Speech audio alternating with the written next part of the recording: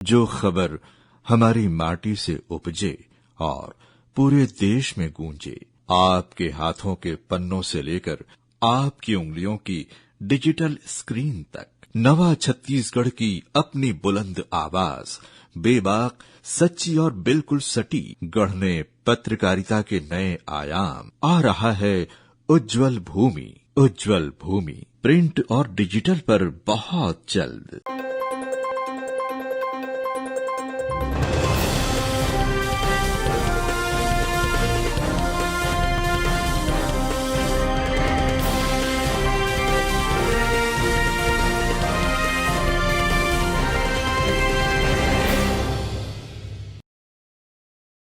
नमस्कार, आप देख रहे हैं ग्रैंड न्यूज नेटवर्क और मैं हूं आप सभी के साथ आयुषी। अब मेरे साथ देखिए न्यायधानी सहित प्रदेश भर से जुड़ी हुई तमाम खबरों का सिलसिला शुरू करेंगे, लेकिन उससे पहले एक नजर हेडलाइंस पर।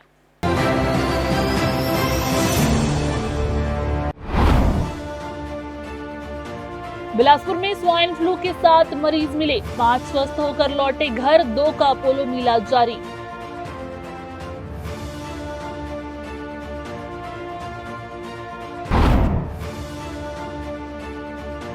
रक्षाबंधन पर सुरक्षा को लेकर पुलिस अलर्ट, बाजारों में बढ़ेगी पेट्रोलिंग, ट्रैफिक व्यवस्था पर खास नजर।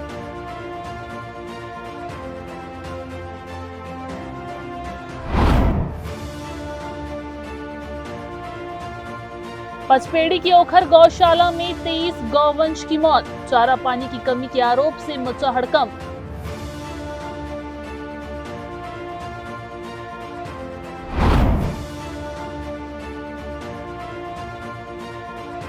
और बिलासपुर में स्वर्ण समाज ने उठाई आरक्षण व्यवस्था की समीक्षा की मांग, राष्ट्रपति प्रधानमंत्री के नाम सौंपा ज्ञापन।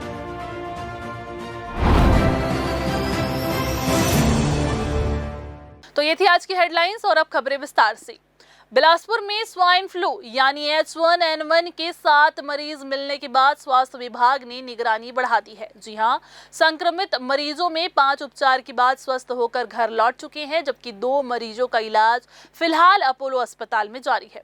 भर्ती मरीजों में 75 वर्षीय महिला भी शामिल है, जिनकी हालत खतरे से बाहर बताई जा रही है और उन्हें आईसीयू से बाहर लाया गया है। वहीं 30 वर्षीय एक मरीज की रायपुर की यात्रा की जानकारी भी सामने आई है। स्वाइन फ्लू के मामलों के सामने आने के बाद स्वास्थ्य विभाग ने जिले के अस्पतालों और स्वास्थ्य केंद्रों में संदिग्ध मरीजों की निगरानी बढ़ा दी है। सिम्स जिला अस्पताल के साथ ही पीएचसी और सीएचसी स्तर पर H1N1 जैसे लक्षण वाले मरीजों की पहचान और उनकी स्वास्थ्य स्थिति पर नजर रखी जा रही है। बिलासपुर में अब तक सामने आए 7 संक्रमित मरीजों में से 5 मरीज उपचार के बाद स्वस्थ होकर अस्पताल से डिस्चार्ज हो चुके हैं, जबकि अपोलो अस्पताल में भर्ती हुए 2 मरीजों का इलाज जारी है। इनमें 75 वर्षीय महिला की हालत में सुधार बताया जा रहा है और उन्हें आईसीयू से बाहर लाया गया है। वहीं 30 वर्षीय मरीज की रायपुर ट्रैवल हिस्ट्री भी सामने आई थी। स्वास्थ्य विभाग संभावित संक्रमण के स्रोत और मरीजों की स्थिति पर लगातार नजर बनाए हुए हैं। स्वाइन फ्लू के जुलाई एंड अगस्त मिला के करीब 10 केस आए हैं, जिसमें ये वायरल तरीके का वायरल होता है और सर्दी खांसी बुखार ही इसमें मेन सिम्टम्स होते हैं। जैसे हमारे कोरोना में हुआ करते थे, तो वैसे ही सर्दी खांसी बुखार है।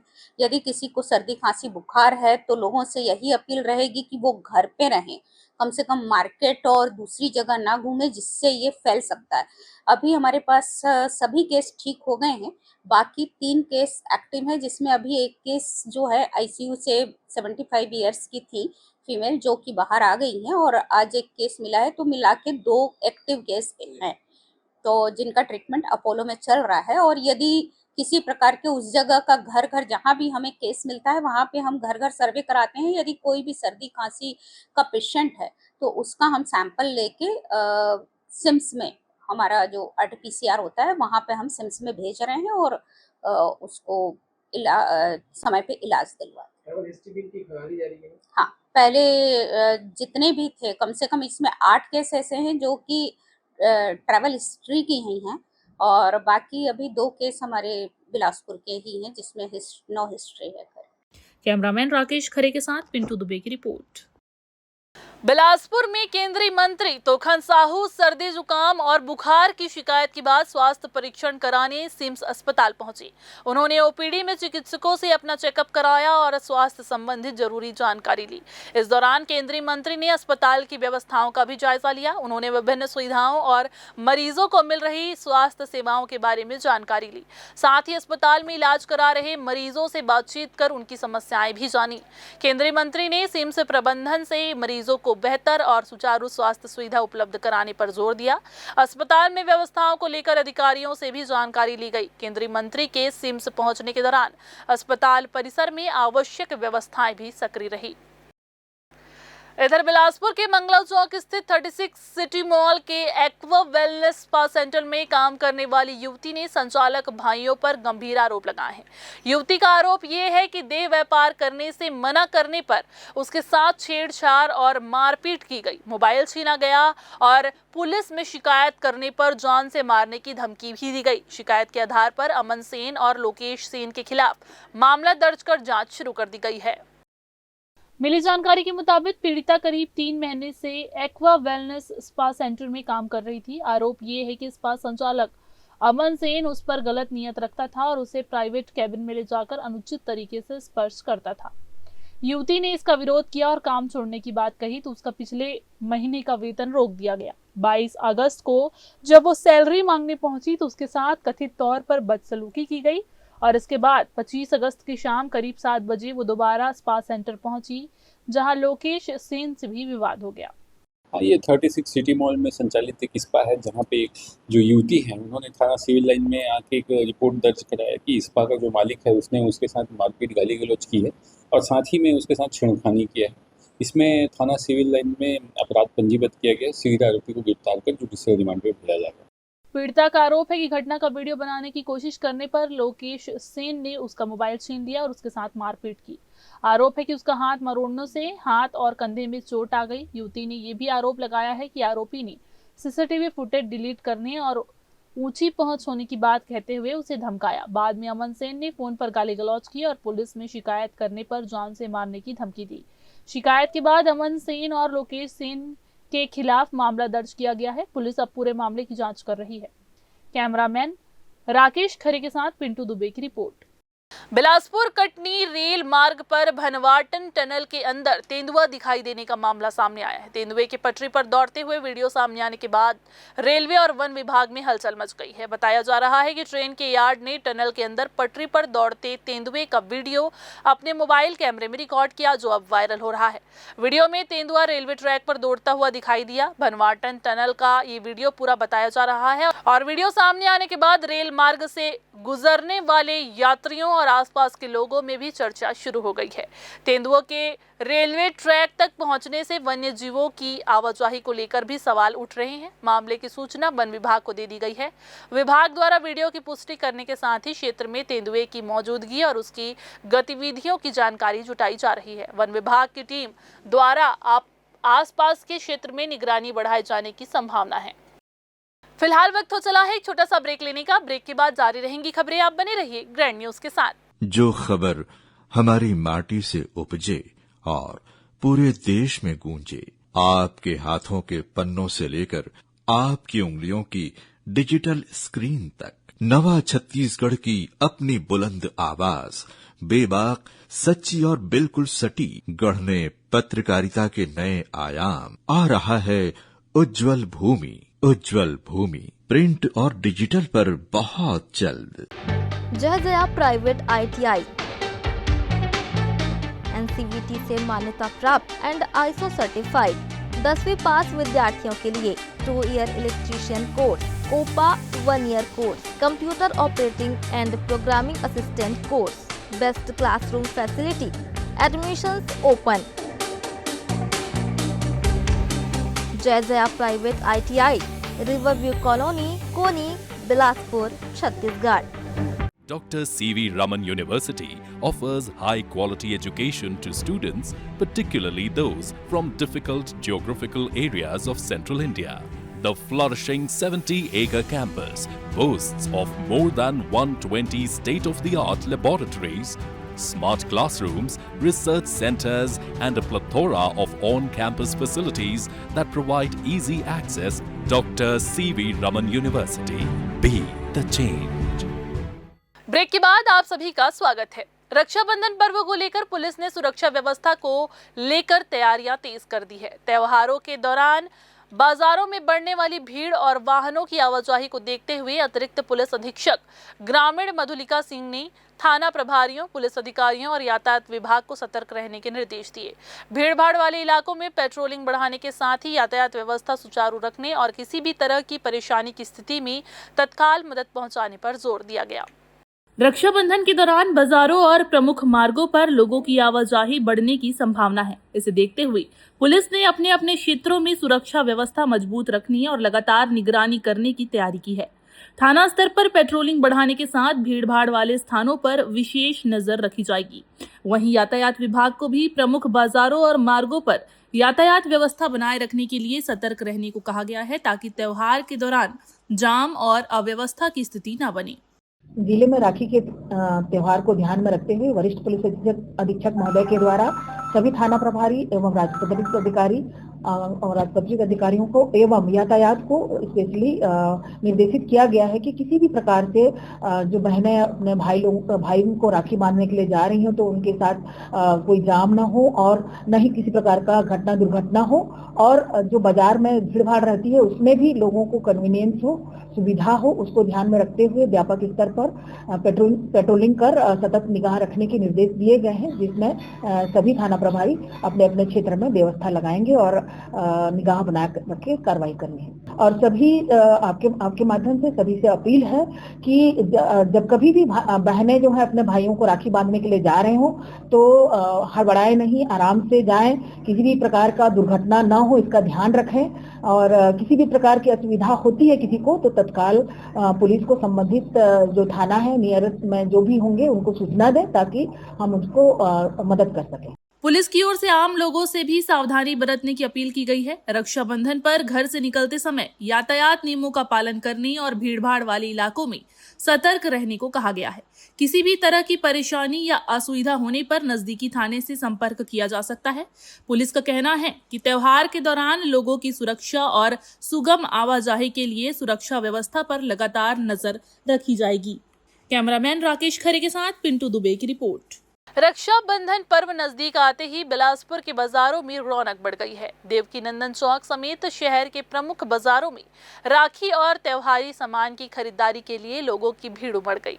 जी हां, आपको बता दें कि दुकानों पर पारंपरिक राखियों के साथ ही नई डिजाइन और ट्रेंडिंग राखियों की भी काफी ज्यादा रेंज उपलब्ध है। महिलाएं और युवतियां अपने भाइयों की पसंद और व्यक्तित्व के अनुसार खूबसूरत और आकर्षक राखियां खरीद रही हैं।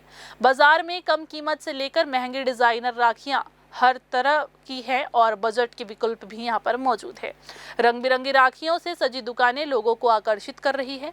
त्योहार जैसे जैसे करीब आ रहा है, बाजार में चहल पहल बढ़ती ही जा रही है और दुकानदारों को भी अच्छे कारोबार की उम्मीद है। मैं तो अभी मार्केट आई हूँ, पिछले बार से ज़्यादा वैरायटीज़ मुझे दिख रही हैं। देखते हैं किस तरह से मनाया जाता है राखी त्यौहार। राखी त्यौहार अब भाई बहन का त्यौहार है, अब इतनी सारी चीज़ें हैं, सेलिब्रेशन वगैरह हम करते हैं, काफ़ी ग्रेटफुल फेस्टिवल है। तो राखी इस समय फैंसी आई हुई है, पूरे कार्ड की वैरायटी ज़्यादा है अपने पास। कार्ड के साथ ऐसे फैंसी में बहुत अच्छे चीज़ आए हुए हैं, है ना। और सबसे बड़ी चीज़ एडी की राखी वगैरह, एडी में भी बहुत अच्छे पीस हैं, वाइट स्टोन में हैं, और कार्ड के डब्बे वगैरह बहुत अच्छे आए हुए हैं। जैसे कि हमारे पास पड़ा हुआ है, ये देखिए इस टाइप का बदक है और पर्स है, ऐसा 4-5-6 डिज़ाइन बहुत सारे हैं अपने पास कार्ड। पिछले बार इस बार कैसा है मार्केट? इस बार अभी इस समय मार्केट ऐसा है कि अब त्यौहार का नाम से है, जबकि त्यौहार सभी धर्मों का पड़ रहा है, तो इसलिए थोड़ा सा डाउन हो गया था। बाकी अब आज त्यौहार है कल, तो इसके हिसाब से मार्केट अभी पोजीशन ठीक है।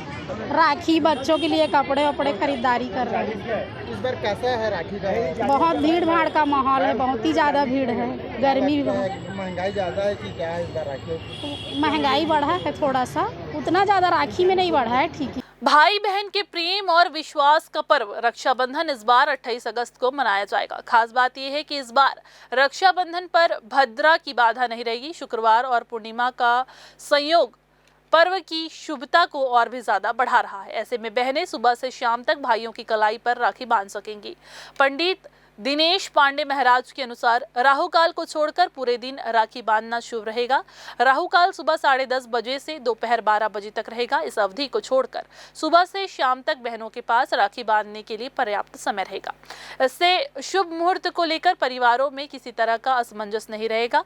बीते वर्षों में रक्षाबंधन के दिन भद्रा के समय को लेकर लोगों में राखी बांधने के शुभ समय को लेकर काफी ज्यादा असमंजस की स्थिति रहती थी, लेकिन इस बार भद्रा की बाधा नहीं होने से बहनों को सुविधा होगी और दिन भर रक्षाबंधन का त्यौहार उत्साह के साथ मनाया जा सकेगा। सुबह प्रातः से 10:30 तक, फिर 10:30 से 12 छोड़ देना है, फिर 12 बजे से पूरा रात को 9 बजे तक। पहली बार ऐसा हुआ है जो 28 तारीख दिन शुक्रवार 28 अगस्त को रक्षाबंधन है, जो कि भद्रा नहीं है। पूरा दिन है मुहूर्त, केवल राहु काल छोड़ करके शुक्रवार को राहु काल 10:30 से 12 बजे तक है। राहु काल छोड़ करके पूरा दिन मुहूर्त है। जिले में लगातार हो रही सड़क हादसों को लेकर जिला यातायात समिति की मासिक बैठक आयोजित की गई। बैठक में बीती एक माह में हुए सड़क हादसों और उनमें हुई मौतों के कारणों की समीक्षा की गई। एएसपी शहर पंकज पटेल ने ये बताया कि समीक्षा में कई हादसों में हेलमेट नहीं पहनना गंभीर कारण के तौर पर सामने आया। इसे देखते हुए अब बिना हेलमेट वाहन चलाने वालों पर चालानी कार्रवाई के साथ ही लोगों को यातायात नियमों के प्रति जागरूक करने पर जोर दिया जाएगा। वहीं हाईवे पर भारी वाहनों की बेतरतीब पार्किंग और सड़क किनारे किए गए अतिक्रमण को भी हादसों की बड़ी वजह मानते हुए इन्हें हटाने की कार्रवाई पर जोर दिया जाएगा। जिला यातायात समिति की बैठक में सड़क सुरक्षा से जुड़े कई महत्वपूर्ण मुद्दों पर विस्तार से चर्चा हुई। बीते एक महीने के दौरान जिले में हुई सड़क दुर्घटनाओं और उनमें जान गंवाने वाले लोगों के मामलों की समीक्षा की गई। हादसों के कारणों को समझने के साथ साथ उन स्थानों और परिस्थितियों पर भी चर्चा हुई जहां दुर्घटनाओं की आशंका ज्यादा बनी रहती है। समीक्षा के दौरान 2 पहिया वाहन चालकों की सुरक्षा को लेकर हेलमेट के इस्तेमाल पर विशेष जोर दिया गया।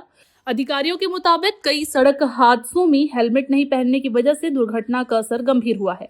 ऐसे में अब यातायात नियमों का पालन नहीं करने वाले वाहन चालकों के खिलाफ चालानी कार्रवाई को और प्रभावी बनाने के साथ साथ लोगों को हेलमेट के महत्व के बारे में जागरूक किया जाएगा।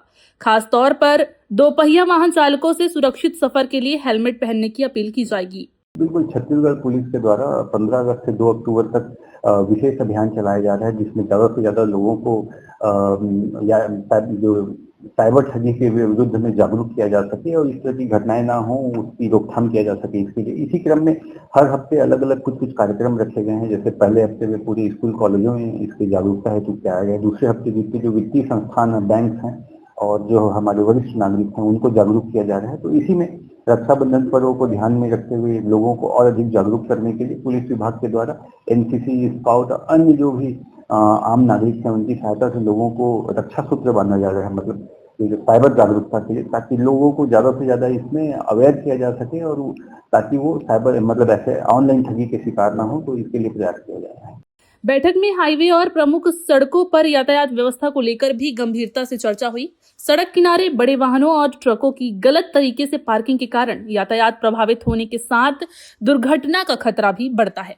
इसके अलावा कई जगहों पर सड़क किनारे अतिक्रमण के कारण सड़क की चौड़ाई कम हो रही है और वाहनों की आवाजाही में परेशानी भी आती है। ऐसे स्थानों को चिन्हित कर अतिक्रमण हटाने और हाईवे पर बेतरतीब खड़े भारी वाहनों पर कार्रवाई करने पर जोर दिया गया।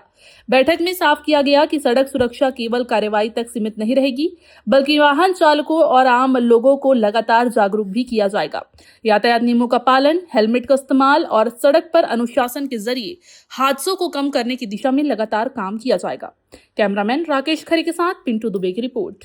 फिर से वक्त हो चला है एक छोटा सा ब्रेक लेने का। ब्रेक के बाद जारी रहेंगी खबरें। आप बने रहिए ग्रैंड न्यूज के साथ। जो खबर हमारी माटी से उपजे और पूरे देश में गूंजे, आपके हाथों के पन्नों से लेकर आपकी उंगलियों की डिजिटल स्क्रीन तक, नवा छत्तीसगढ़ की अपनी बुलंद आवाज, बेबाक, सच्ची और बिल्कुल सटीक, गढ़ने पत्रकारिता के नए आयाम। आ रहा है उज्जवल भूमि। उज्जवल भूमि प्रिंट और डिजिटल पर बहुत जल्द। जय जया प्राइवेट ITI NCVT से मान्यता प्राप्त एंड ISO सर्टिफाइड 10वीं पास विद्यार्थियों के लिए 2 year electrician course, COPA 1 year course, computer operating and programming assistant course, best classroom facility, admissions open. Jai Jaya private ITI, riverview colony, Koni, Bilaspur, Chhattisgarh. Dr. C.V. Raman University offers high-quality education to students, particularly those from difficult geographical areas of Central India.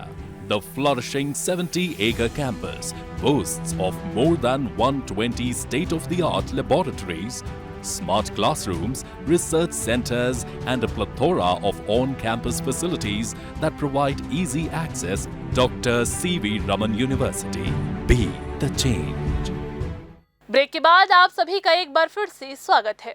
Bilaspur जिले के पचपेड़ी क्षेत्र के ग्राम ओखर स्थित गौशाला में 23 गौवंश की मौत का मामला सामने आने के बाद में हड़कंप मच गया है। स्थानीय ग्रामीणों ने गौशाला में चारा पाने की पर्याप्त व्यवस्था नहीं होने का आरोप लगाते हुए इसे गंभीर लापरवाही बताया है। घटना के बाद मौके के वीडियो भी सामने आने की बात कही जा रही है। ग्रामीणों ने कलेक्टर से पूरे मामले की निष्पक्ष जाँच करने और दोषियों पर सख्त कार्रवाई की मांग की है। बिलासपुर जिले के हिर्री थाना क्षेत्र अंतर्गत ग्राम पथराली में मवेशी घुसने को लेकर उपजा विवाद एक व्यक्ति की मौत का कारण बन गया। इस दर्दनाक घटना में मृतक राजू रजक की पत्नी और पुलिस अधिकारियों के बयानों के आधार पर मामले की गंभीरता से जांच की जा रही है। जहां एक तरफ परिजन हत्या और मारपीट का गंभीर आरोप लगा रहे हैं, वहीं दूसरी तरफ पुलिस PM रिपोर्ट और मेडिकल मेमो के आधार पर मौत के असली कारणों का पता लगाने में जुटी हुई है। मिली जानकारी के अनुसार हिर्री थाना क्षेत्र के पथराली ग्राम निवासी मृतक राजू रजक अपनी पत्नी के साथ खेत की रखवाली करने गया था ताकि कोई मवेशी खेत में फसल को नुकसान न पहुंचाए। खेत का काम निपटाने के बाद जब वे वापस अपने घर की ओर लौट रहे थे, उसी दौरान आरोपी पक्ष के खेत में मवेशी घुसे थे।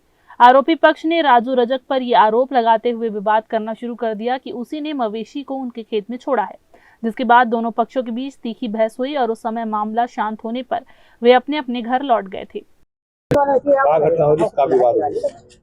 खेत राखे जाते रोज रात का अपन प्लाट में राखे जाते, गाय गरुआ के नाम लेके खेत में पेल देते तो अपन प्लाट ला राखा बैठे रही थे। वह रात में अब तो आज गरुआ नहीं रही से तो दुकान में बैठे रही से, अगला आदमी रही से 4 जन तेन वो आने प्लाट में रही से रोड में खड़े रही है। तब इहू गई से का करत है कह के तो तहीं पे लाए है कह के एक मारपीट करे है, रिपोर्ट करे है। हाँ अब तो बुटेना में मारे है, 6 आदमी मारे है बुटेना में। हाँ वो गैया पे लाए है कह के खेत में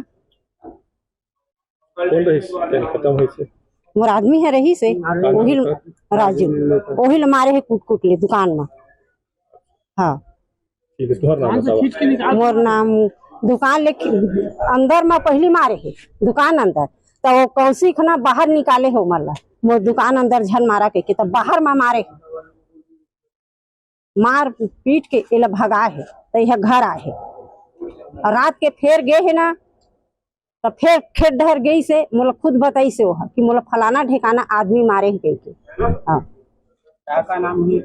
और ओखर ना है धन्नू ना है, गोलू ना है, मनमोहन ना है और संदीप, राकेश और आकाश। हाँ मुर्शिला।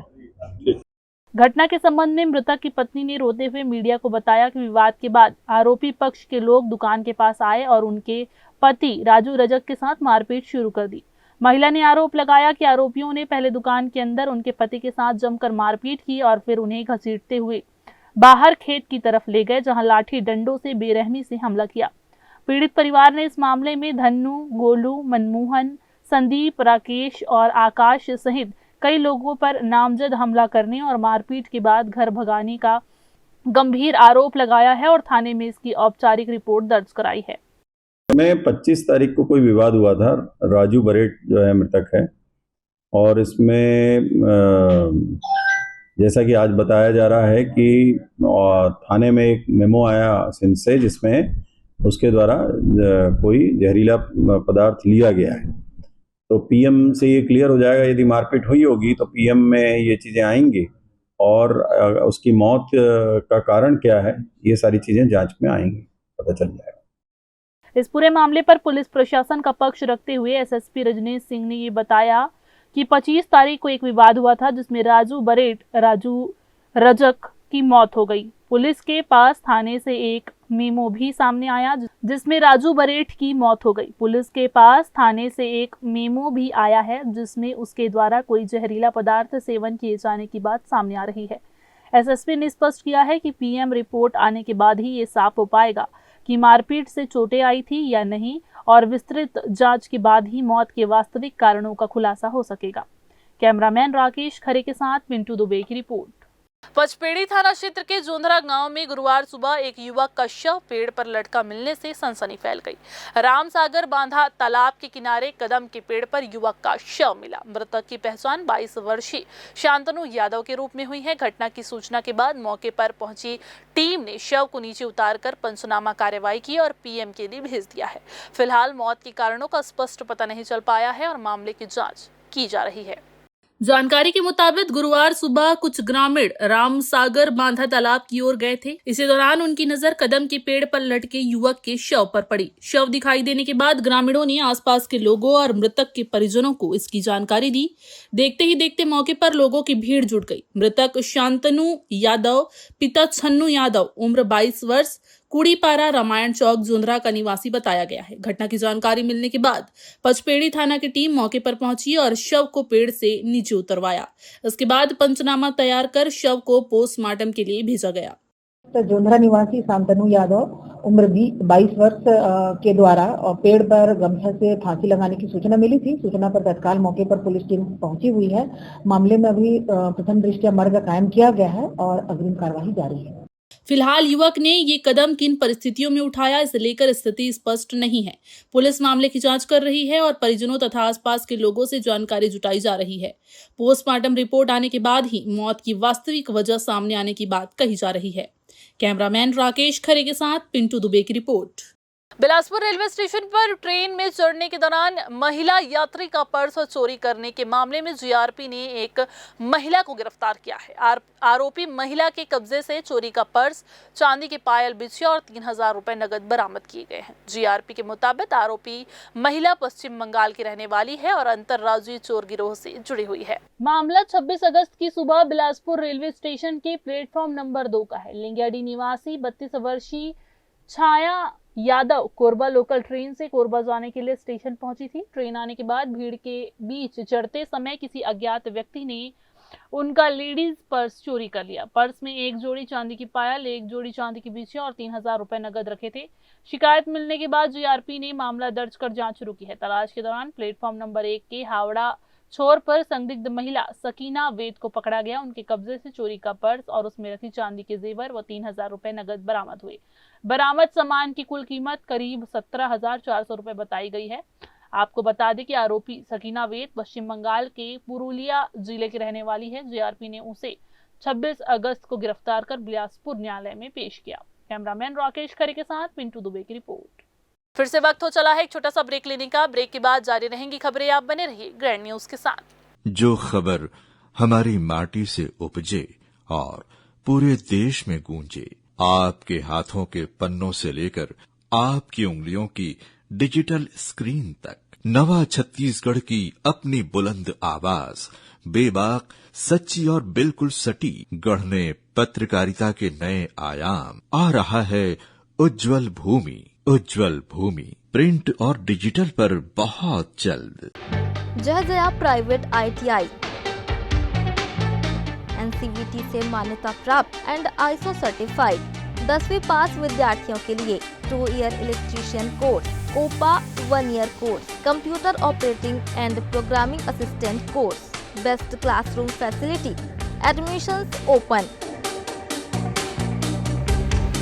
जय Jaya private ITI, riverview colony, Koni, Bilaspur, Chhattisgarh. Dr. C.V. Raman University offers high-quality education to students, particularly those from difficult geographical areas of Central India. The flourishing 70-acre campus boasts of more than 120 state-of-the-art laboratories, smart classrooms, research centers, and a plethora of on-campus facilities that provide easy access. Dr. C.V. Raman University. Be the change. Break के बाद आप सभी का एक बार फिर से स्वागत है। बिलासपुर में स्वर्ण समाज की ओर से आरक्षण व्यवस्था और विभिन्न कानूनों की समीक्षा की मांग को लेकर राष्ट्रपति, प्रधानमंत्री, राज्यपाल और मुख्यमंत्री के नाम जिलाधीश को ज्ञापन सौंपा गया। ज्ञापन में समानता, निष्पक्षता और आर्थिक सामाजिक आधार पर अवसर सुनिश्चित करने की मांग उठाई गई।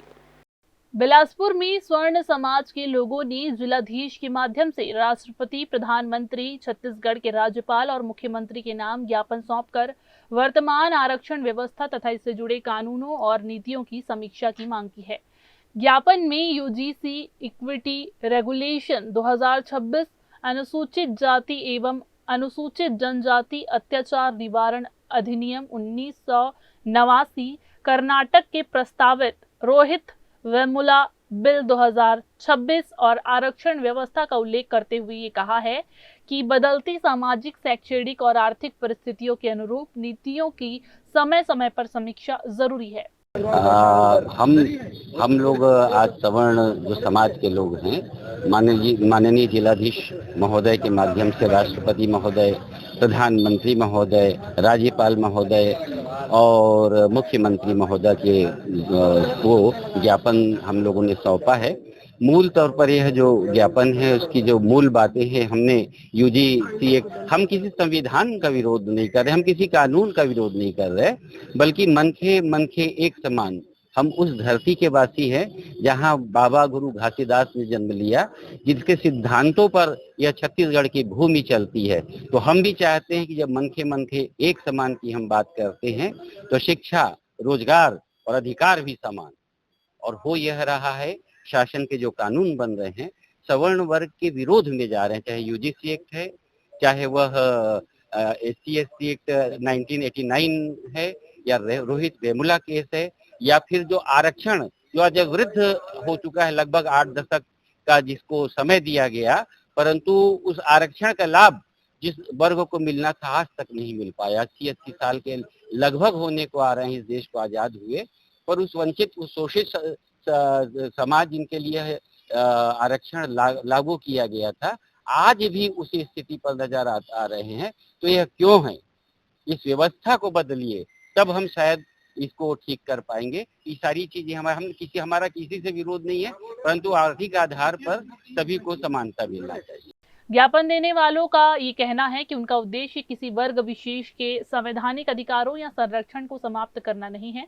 उनका तर्क ये है कि संविधान सभी नागरिकों को समानता, गरिमा और विधि के समक्ष समान संरक्षण का अधिकार देता है। इसलिए कानून के क्रियान्वयन में निष्पक्ष जांच और प्राकृतिक न्याय का ध्यान रखा जाना चाहिए। समाज की ओर से आर्थिक स्थिति को भी अवसरों का महत्वपूर्ण आधार बनाने की मांग की गई है। उनका कहना है कि लंबे समय से चली आ रही व्यवस्था का मूल्यांकन कर ये देखा जाना चाहिए कि जिन वर्गों के उत्थान के लिए नीतियां बनाई गई उन्हें वास्तव में कितना लाभ मिला और वर्तमान परिस्थितियों में किन बदलावों की जरूरत है। इसको समाप्त होना चाहिए और हमारे दृष्टिकोण में तो आरक्षण ही खत्म होना चाहिए। 80 साल से आरक्षण दे के आप उद्धार नहीं कर पाए हो, आगे क्या उद्धार होगा? आज हमारा समाज है बिना आरक्षण के हर कुछ प्राप्त कर रहा है और आरक्षण पाने वाले कहाँ तक उठ पाए हैं। तो आरक्षण तो हर तरह से समाज विरोधी है, देश विरोधी है, उसको खत्म होना चाहिए। अब वो उनकी निजी राय, उनको हम टिप्पणी क्या करें, लेकिन नियम तो है 80 साल में आप आरक्षण दे दिया, जिनको उठना था सब उठ गए और जो उठे हुए हैं वही उठ रहे हैं, दबे हुए तो उठ ही नहीं पा रहे। और श्रवण समाज में तो और स्थिति दयनीय है, किसी को किसी प्रकार की कोई सुविधा नहीं मिल रही, गरीब आदमी गरीब ही रह गया है, श्रवण में कहाँ उठ पा रहा है कोई।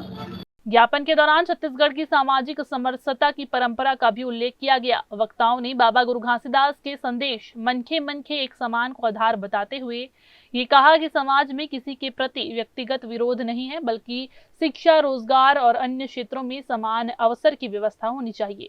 सवर्ण समाज की ओर से आर्थिक आधार पर अवसर उपलब्ध कराने और मौजूदा व्यवस्था की व्यापक समीक्षा की मांग की गई है। अब ज्ञापन के माध्यम से उठाई गई इन मांगों पर शासन स्तर पर क्या विचार किया जाता है, इस पर नजर रहेगी। कैमरामैन राकेश खरे के साथ पिंटू दुबे की रिपोर्ट। बिलासपुर में सिंचाई विभाग से सेवानिवृत्त एक बुजुर्ग पेंशनर्स ने अपने पोते और बैंक मैनेजर पर मिलीभगत कर पेंशन एवं जमा राशि में धोखाधड़ी करने का आरोप लगाया है। बुजुर्ग के मुताबिक दिसंबर महीने में जब उनके खाते में पेंशन की राशि नहीं पहुंची तो वे इसकी जानकारी लेने कोटा स्थित पंजाब नेशनल बैंक पहुंचे। आरोप है कि बैंक पहुंचने पर मैनेजर ने उनके साथ दुर्व्यवहार किया। बुजुर्ग का कहना है कि इसके बाद उन्होंने मामले की शिकायत पुलिस थाने से लेकर प्रशासनिक अधिकारियों तक की, लेकिन लंबे समय तक कोई ठोस कार्रवाई नहीं हुई। लगातार शिकायत के बावजूद सुनवाई नहीं होने से परेशान होकर वे मंगलवार को बिलासपुर कलेक्ट्रेट पहुंचे, जहां शिकायत दर्ज कराते हुए उन्होंने पूरे मामले की जांच और दोषियों के खिलाफ कार्रवाई की मांग की। बुजुर्ग पेंशनर ने ये आरोप लगाया है कि उनके पोते और बैंक की कथित मिलीभगत से उनकी पेंशन और खाते में जमा राशि निकाली जा रही है। इससे उनके सामने जीवन यापन का संकट खड़ा हो गया है। अब उन्होंने प्रशासन से मामले की निष्पक्ष जांच कर उनकी राशि वापस दिलाने और जिम्मेदार लोगों पर कार्रवाई की मांग की है। पंजाब नेशनल बैंक में हमारा खाता 20 साल से था। इस वक्त एक मनोज कुमार वर्मा करके हैं और शशि भूषण बैंक मैनेजर है। इन दोनों ने और हमारे नाती ने फ्रॉड करके हमारा 7-8 लाख रुपया और हमारी पेंशन दिसंबर की दोनों निकाल के ख़त्म कर दिए। और जब हम गया उससे मिलने के लिए बैंक मैनेजर शशि भूषण से, तो उसने अपने आदमियों को बुला के बोला कि उसको धक्के मार के बैंक से बाहर कर दो, जो मैं इसमें लिखा भी हूँ कि धक्के मार के बाहर कर। बैंक मैनेजर के द्वारा धक्के मारने के बाद हाँ। क्या आपने किसी प्रकार का किसी ब्लैंक चेक में हस्ताक्षर किया था? जी नहीं, कुछ कहीं मोबाइल से OTP शेयर किया था? अभी कुछ भी नहीं साहब, आपने किसी प्रकार नहीं, का मतलब आपकी जानकारी के बिना आपके पैसे को आहरण किया गया? जी। आपके नाती का क्या नाम है? प्रशांत दुबे। कब का घटना है? दिसंबर की घटना है ये। और जब मनोज वर्मा से मैं दिसंबर में पूछा साहब मेरी पेंशन कहाँ गई दिसंबर की, तो उसने कहा अभी नहीं आई। बाद में 22 जनवरी को उसने बताया कि पेंशन आई भी और भुगतान भी हो गया। मनोज वर्मा जी कौन से ब्रांच में हैं? उसी में है, पंजाब नेशनल के कौन से ब्रांच में? कहाँ पंजाब में कोटा। बैंक से धक्के मारने की बात किन्होंने कही? ये शशि भूषण ने। ये किस पद पे? मैनेजर है। कौन से बैंक के? वही पंजाब नेशनल बैंक में। अच्छा, इस मामले में आपने वहाँ संबंधित पुलिस थाने में या पुलिस के यहाँ उच्च अधिकारियों से कभी संपर्क किया? बहुत संपर्क किया, कोई नहीं। क्या आश्वासन मिला आपको? यही आश्वासन मिला कि ठीक है निकल गया, तो अब हम क्या करें। शिक्षक संवर्ग की पदोन्नति प्रक्रिया में हो रहे विलंब को लेकर शिक्षकों में नाराजगी बढ़ती जा रही है। पदोन्नति प्रक्रिया को निर्धारित समय सीमा में पूरा करने के लिए शासन और लोक शिक्षण संचालनालय द्वारा लगातार निर्देश जारी किए गए हैं। बावजूद इसके जिला शिक्षा अधिकारी कार्यालय बिलासपुर द्वारा दावा आपत्ति निराकरण के बाद तैयार वरिष्ठता सूची संयुक्त संचालक शिक्षा संभाग बिलासपुर को अब तक उपलब्ध नहीं कराई गई है। शासन द्वारा 15 मई 2026 को शिक्षक संवर्ग की पदोन्नति प्रक्रिया 30 जून तक पूर्ण करने के निर्देश दिए गए थे। इसके बाद लोक शिक्षण संचालनालय के 30 जून 2026 के पत्र के माध्यम से पदोन्नति की कार्यवाही 15 अगस्त 2026 तक पूर्ण करने के निर्देश जारी किए गए। इसी क्रम में संयुक्त संचालक शिक्षा संभाग बिलासपुर द्वारा ई संवर्ग की वरिष्ठता सूची 3 जुलाई 2026 को जारी कर सभी जिला शिक्षा अधिकारियों को दावा आपत्तियों का निराकरण करने के बाद निर्धारित प्रपत्र में सूची की हार्ड एवं सॉफ्ट कॉपी 10 जुलाई तक उपलब्ध कराने के निर्देश दिए गए थे। आरोप है कि जिला शिक्षा अधिकारी बिलासपुर कार्यालय द्वारा निर्धारित समय सीमा बीत जाने के बावजूद सूची संयुक्त संचालक कार्यालय को नहीं भेजी गई। मामले में संयुक्त संचालक शिक्षा संभाग बिलासपुर ने 20 अगस्त 2026 को पत्र जारी कर 2 दिवस का अतिरिक्त समय दिया है। शिक्षकों ने मांग की है कि दावा आपत्ति निराकरण के बाद वरिष्ठता सूची तत्काल संयुक्त संचालक कार्यालय को भेजी जाए ताकि पदोन्नति प्रक्रिया जल्द पूरी हो सके। साथ ही चेतावनी दी गई कि यदि सूची भेजने में और विलंब हुआ तो शिक्षक मजबूरन जिला शिक्षा अधिकारी कार्यालय के समक्ष धरना प्रदर्शन करने के लिए बाध्य होंगे। हमारे जितने भी शिक्षक साथी से बिलासपुर जिले से, उन्होंने बार प्रयास करने के बाद भी अभी तक कोई प्रतिक्रिया नहीं आ रही थी। तो इसीलिए हमारे जितने भी शिक्षक साथी हैं आज यहाँ पर अंतिम वरिष्ठता सूची जारी करने के लिए उपस्थित हुए हैं। साथ ही साथ हमारे जितने भी साथी हैं उन्होंने ज्ञापन दिया है एक हमारे TET उत्तीर्ण शिक्षक कल्याण संघ के माध्यम से। और चूँकि हमारे DO सर यहाँ पर उपस्थित नहीं हैं, तो हमारे आदरणीय मैम जी जो नोडल प्रभारी हैं, सहायक जो DO हैं, वो उनसे मुलाकात हुआ। उन्होंने बहुत ही सकारात्मक पहल के साथ आज ही उनके आश्वासन से आज ही वो वरीयता सूची को सॉफ्ट कॉपी और हार्ड कॉपी को जेडी ऑफिस में उन्होंने भिजवाया है, जिसके लिए हम आदरणीय मैम जी का बहुत बहुत दिल से आभार व्यक्त करते हैं। शिक्षक समुदाय के आए थे, जो उनकी मांग थी कि वरिष्ठता सूची समय पे न मिल पाने के कारण संभाग स्तरीय कार्रवाई पे विलम्ब हो रहा है। तो उनको मैंने अवगत कराया कि अभी आज ही हमने भेजा है सॉफ्ट कॉपी वरिष्ठता सूची में सुधार के लिए बीओ को भेजा गया था। दावापत्ति के निराकरण पश्चात उनको देने कहा गया था और बीओ कार्यालय से विलम्ब होने के कारण समय पे नहीं पहुंच पाई जानकारी, और इसके लिए सभी बीओ को नोटिस भी जारी किया गया है और आज सारी जानकारी बन चुकी है और संभाग को भेजी जा चुकी है। Bureau report, grand news. तो ये थी आज की बुलेटिन की तमाम खबरें। अगले बुलेटिन में फिर होगी आपसे मुलाकात। तब तक के लिए अपना ध्यान रखिए। मिलते हैं नेक्स्ट बुलेटिन में। तब तक के लिए नमस्कार।